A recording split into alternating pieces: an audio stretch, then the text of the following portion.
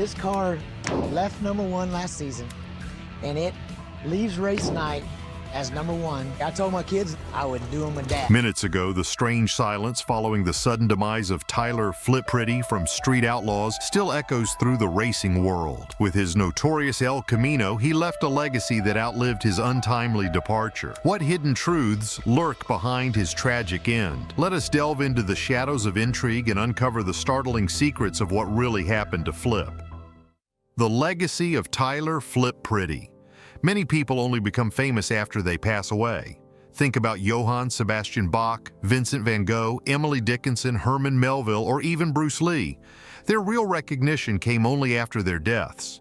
Something similar happened with Tyler Priddy from the show Street Outlaws. He wasn't very well known when he was alive, but his story reached a much wider audience after he passed away. He was a member of the Oklahoma racing group featured on the show, and he played an important role in the early days, even though he wasn't around to see the show on TV. The El Camino car you see on the show, that was actually his. He died a little over 1 year before Street Outlaws started airing, leaving a gap in the racing world and in the hearts of his close friends who had known him for about 2 decades. But what nobody knew was the secret behind the El Camino's last race, a mystery that would soon stun everyone. After his death, his friends and others close to him struggled to come to terms with the loss. They wanted people to know who he really was, beyond just the car or the stories shared on the show. This sparked curiosity about his life and led many to dig deeper, trying to understand the man who was such an important part of the local racing community. It raised questions. Who was he? What made him special? What happened to him, and how did his absence affect the future of Street Outlaws? To get to the heart of his story, we need to look at his life, his love for racing, and the impact he left behind. Street Outlaws began on the Discovery Channel in 2013 and quickly became one of its most popular shows. It wasn't just about the cars and racing, it was also about the racers themselves, their friendships, rivalries, and the tight bonds they formed. It introduced viewers to names like Justin Big Chief Shearer and Chris Kamikaze Day, who became well known for their skills, personalities, and backstories. For fans of cars and speed, the show provided a rare look into a world where people risk everything for the thrill of racing. Even though he wasn't there when the show aired, his presence was felt by those who had raced with him, and his memory inspired others in the group. To understand who he was, we need to go back to where it all started. Chickasha, Oklahoma. This was where he was born on November 30th, 1981, to Gene and Glenda Long Priddy. Chickasha wasn't just his hometown, it was also where the first race on Street Outlaws took place. The town had a strong drag racing culture, which played a big role in the show's start and in his love for racing. From a young age, he was fascinated by cars, and this passion shaped his life. He grew up with Justin Shearer and Chris Day, who later became known as Big Chief and Kamikaze. The three of them would often ride their bikes to watch drag races, dreaming about the day they could race too. But his story wasn't just about him. His close friends, like Big Chief and Kamikaze, played important roles in his life. Chris, known as Kamikaze, kept much of his private life away from the public eye, but his connection with him was strong. They shared a background in Oklahoma City where they grew up surrounded by the racing culture. Chris's father was a drag racer, so racing was a part of his life from a young age, and this extended to him and Big Chief, who were often there with him. The passion they shared for cars and racing brought them closer together and shaped the way they lived their lives. He chased his dreams with grit and a love for speed. The life of a street racer. His path to fame wasn't easy. There were many struggles along the way, but he never gave up. He went to Hinton Elementary and later graduated from Putnam City High School. Before he fully committed to racing, he worked as a storekeeper and later took a job at Warren Caterpillar, a construction equipment company, where he stayed for nearly 10 years. It was during his time there that he really began to chase his dream of racing, and the company even sponsored some of his races. This showed just how serious he was about his passion, as he spent much of his earnings on building and customizing his cars to make them race-ready. But this wasn't the hardest part for him. Even though he loved racing, it wasn't just about speed and winning for him, it was also about the community, the friends and fellow racers he met along the way. The people who shared his passion became like family, and the time they spent together at races or working on cars meant a lot to him. The El Camino car he worked on and raced with wasn't just a vehicle. It was a symbol of his dedication and the countless hours he put into making it great. It became a legendary car in the racing scene, especially after his death, as it stood for everything he represented: boldness, hard work, and a love for racing. When he passed away, it was a shock to his friends in the racing community. His death left many people searching for answers, as not much was officially said about what happened to him. All they knew was that he died just over a year before the first episode of Street Outlaws aired. His friends, including Big Chief and Kamikaze, felt the loss deeply. The show went on to become popular, but his absence was always felt.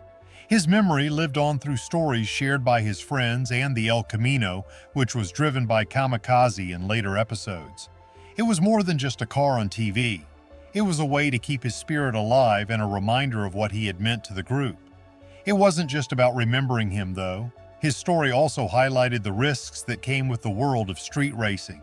It's a dangerous sport, and for those who live for it, the thrill and the risks go hand in hand. The people on Street Outlaws weren't just racing for fun, they were racing because it was a big part of who they were. For him and others like him, the love of cars and the need for speed were worth the danger. It was a lifestyle that defined him, and it shaped his friendships and life choices. The show continued to grow, and as more people learned about Street Outlaws, they also heard about him. The stories told by Big Chief, Kamikaze, and other racers gave viewers a glimpse into who he was. Even though he wasn't there to share in the fame, his legacy was carried on by those who knew him best. For many fans, he became a symbol of the racing spirit that the show tried to capture, a spirit of dedication, friendship, and passion for life on the road. His story reminds us that even if someone is no longer with us, their influence can still be felt. His love for racing, his commitment to his friends, and his willingness to chase his dream continue to inspire both the people on Street Outlaws and the viewers who follow the show. It's not just about the cars or the races, it's about the people and the stories behind them. And in that way, Flip's legacy lives on, reminding us all that sometimes the most important things in life are the relationships we build and the dreams we pursue, even if we don't always get to see them come true ourselves. Now, a special car carries his legacy and spirit: Under the Hood. There were stories going around about how he got those parts, with some folks saying he didn't always get them the right way, borrowing, trading, or maybe even taking them without permission. Whatever the case, it was clear that the car was powerful and one of a kind. For anyone who never met him, it really is a shame, because he had a gift for making things better, whether it was a car, a conversation, or a friendship. If he touched it, he somehow found a way to improve it. His passion for racing and fixing cars was clear to everyone who knew him. That's why the El Camino wasn't just a car to those close to him, it was a part of him, a piece of his personality on wheels. Getting rid of it would have felt like letting go of him himself, and no one wanted that. Despite its rough look and some repairs that were done with things like duct tape, the car was still incredibly important to those who understood its true value. The Elco stood out. It wasn't a fancy car, but it was loud and fast, and when you saw it coming, you definitely noticed. Some people criticized it, saying it wasn't built well or that some of the parts didn't seem like they belonged, but he didn't care about any of that. The car wasn't meant to look perfect, it was meant to race, and that's what it did. He constantly worked on the car, making little changes here and there to make it faster or run better. His friend Justin Big Chief Shearer used to joke that the Elco was like a ticking time bomb, always about to blow up in the middle of a race. But it never did. Instead, it kept winning races, even beating cars that cost well over $100,000. Built from random parts, the Elco became a legend in street racing and helped him grow his worth to about $500,000. But the most amazing part is how the Elco's story doesn't end there. You see, his deep love for racing and the Elco made him a well-known figure among street racers. People liked him not just because of the car, but also because he was fun to be around and brought excitement wherever he went. His outgoing and fearless personality made him the perfect person to have in front of a camera. So, when the Discovery Channel started filming a show about street racing, he and his group of friends seemed like a great fit. They didn't hesitate to let cameras follow them around, even though racing on public streets wasn't exactly legal. But they loved racing and didn't mind sharing it with the world. The show was a perfect match for his lifestyle, and he quickly became one of its most talked-about characters. On the Discovery Channel's website, they even described him as the kind of guy who would always be holding a beer in one hand and a cigarette in the other, always ready for a race or an argument. His passion for racing was easy to see, and people were drawn to that energy. But his time on the show was cut short. He only appeared during the first season, and anyone who started watching Street Outlaws later wouldn't know what happened to him. Suddenly, a tragedy changes everything. A legacy wrapped in steel and sadness. The sad truth is that he passed away before the show even aired. The details of his death have never been fully shared, so no one really knows what happened, except that it was on May 28, 2013, in his home in Yukon, Oklahoma. He was only 31. The little information available says his death had nothing to do with racing, though there were reports that a gunshot was involved. It was also known that he had been struggling with depression for a while. His wife, Morgan, spoke up a few weeks after he died, talking about how important it is to discuss mental health and the topic of deciding to eliminate himself. This made some people think that maybe decided to eliminate himself and played a part in what happened. Her comments seemed to fit with what was already known about his depression and the rumor of a gunshot. But still, nothing has been officially confirmed. There have been other rumors too, like that he accidentally shot himself while handling a gun, or that there was some personal problem involved, but no one knows for sure. But his death wasn't the worst part. What happened to Elko afterward brought a mix of sadness and hope. The car was not forgotten. In fact, it continued to be an important part of his story. After he died, his good friend Chris Kamikaze Day took the Elko. It wasn't an easy thing to do because everyone knew how much the car meant to him. Keeping the car going and racing it in his honor was a challenge that took a lot of time and effort. The car was still as wild and dangerous as ever, and it took nearly 10 years before it met a different kind of end. The big crash happened in February 2021, and it shocked a lot of people. Chris Day lost control of the car after making some changes to it, including adding a turbocharger that made the Elko even more powerful on the racetrack. The crash was a harsh reminder of the risks that come with racing, the very risks that he and his friends had loved and lived for. Even though the car was destroyed, it still carried his legacy right up to its last moment, reminding everyone of the person who built it. In the racing world, people still remember him. His life was short, but it left a lasting impression on those who knew him and on street racing itself.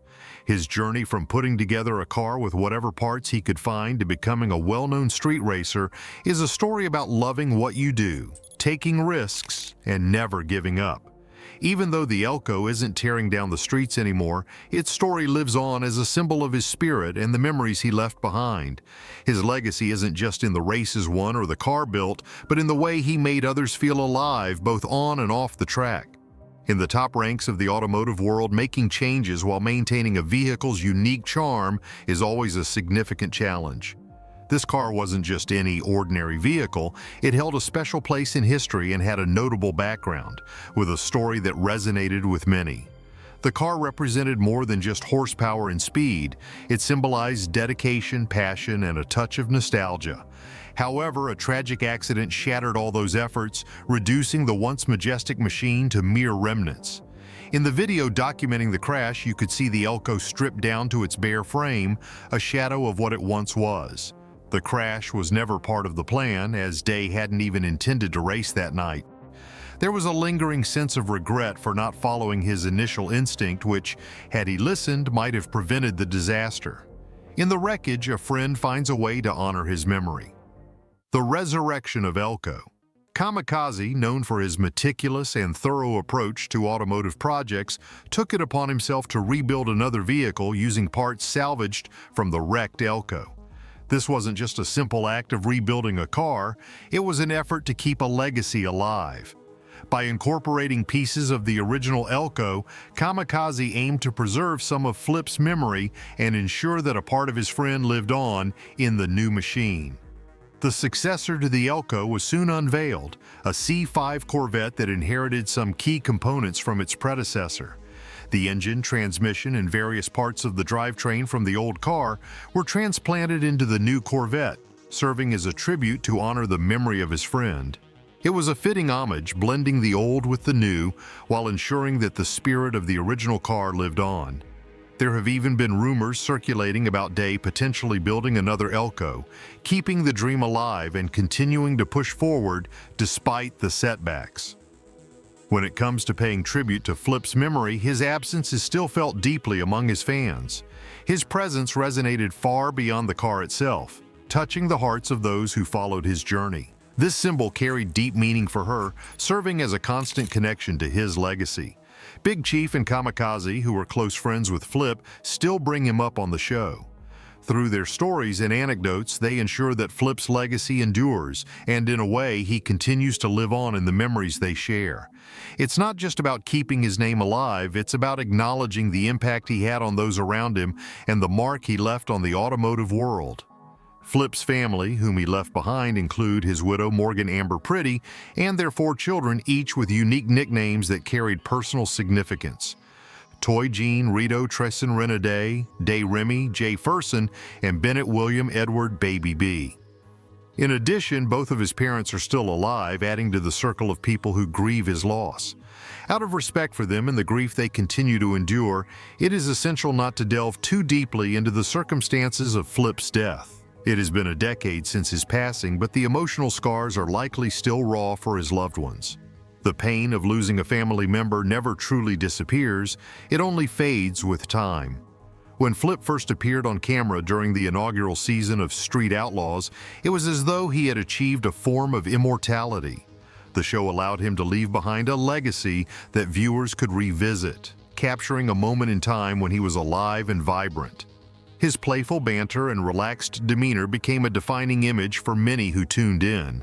Years later, people still look back at those early episodes, remembering Flip as the guy who always seemed to have a beer in one hand and a cigarette in the other, a laid-back character who enjoyed the thrill of the race and the camaraderie of his friends. His persona on the show has cemented his place in the history of automotive culture, making him a figure who will not be easily forgotten. What are your thoughts on how reality TV shapes our perception of individuals like Flip? Like, comment, and subscribe for more discussions.